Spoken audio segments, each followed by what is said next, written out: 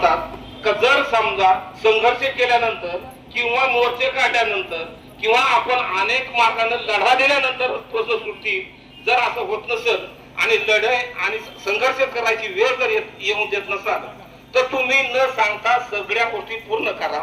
ज्या योजना आहेत, ज्या लोकांच्या समस्या आहेत, ज्या लोकांच्या खऱ्या अर्थानं जीवनमानाच्या गरजा आहेत त्या त्वरित पूर्ण करा. आम्हाला हौस आली नाही. उन्हातानात आम्ही प्रत्येक गावातल्या ज्या महिला आणि ज्यांनी हांडे आणलेले आहेत आणि कोणता अधिकारी असा म्हणला होता की जर समजा तुमच्या महिलांनी 2 हांडे आणले तर बिघडलं काय, थोडे श्रम घेतले तर बिघडलं काय. अरे बाळा म्हणा साहेबा, तू जर खुर्चीवर बसून पंख्याखाली हवा खात असेल तर तुझी बायको फॅन लावून घरामध्ये खुर्चीवर आराम करते. बोलव इथं म्हणा 2 हांडे घेऊन जा आणि 2 हांडे पाणी घेऊन ये. दाखव आमच्या महिलांना का आम्ही स्वतः पाणी वाहतोय म्हणून.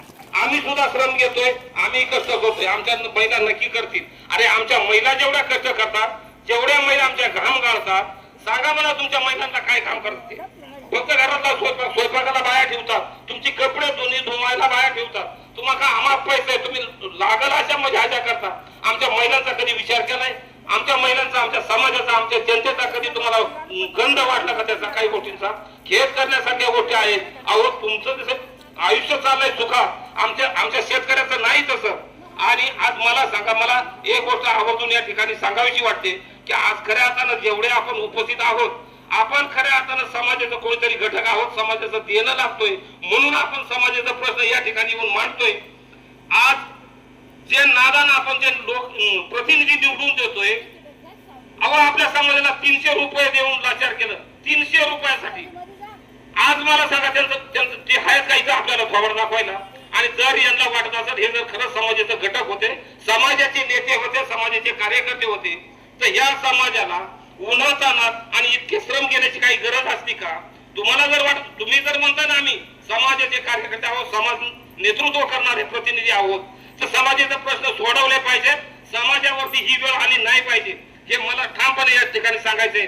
आणि हे फक्त काय करतात त्या निवडणूक. आणि मी एक गोष्ट तुम्हाला नेहमी सांगतो बरं का, त्या आता पण परत माझ्या लक्षात आली का, तो एखादा कोल्हा असतो, कोल्हा तो रानात फिरतो, लय वेळा गोष्ट सांगितले, अजून त्यांना माहित नसत, एकदा सगळ्यांनी पुण्याचा लक्षात घ्या.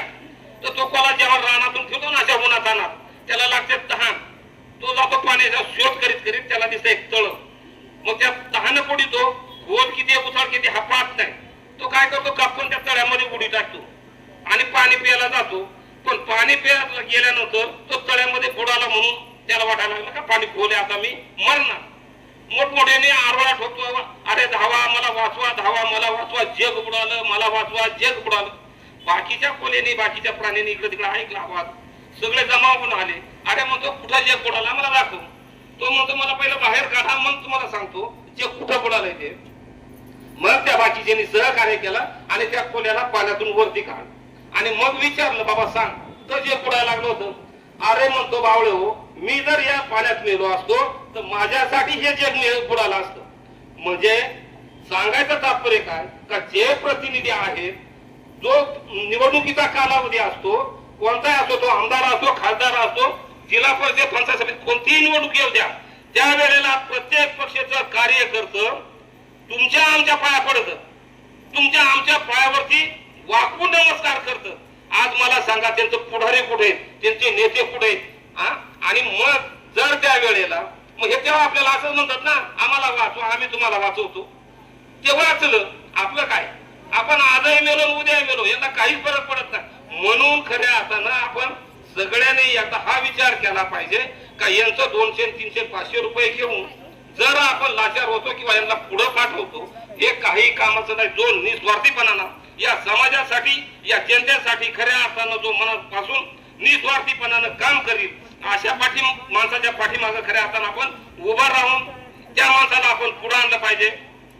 आज आपल्या अखिल भारतीय किसान सभेचे जो कार्यकर्ता आहे, हा स्वतः निस्वार्थीपणानं समाजासाठी आणि या समाजाच्या प्रश्नासाठी कायमस्वरूपी लढत राहिलेला आहे. आणि एवढं तुम्हाला या ठिकाणी मनापासून सांगू इच्छितो की यापुढेही किसान सभा आपल्या शेतकऱ्यासाठी, आपल्या सामान्य माणसासाठी आणि आपल्या सामान्य जनतेसाठी अशीच कायम रस्त्यावरती उतरत राहील, संघर्ष करीत राहील. आणि नेहमी यांना धारेवर धरल्याशिवाय या प्रशासनाला, शासनाला धाड्यावर दिल्याशिवाय राहणार नाही एवढंच या ठिकाणी सांगतो आणि सर्वांचा याचा मनापासून आभार मानतो.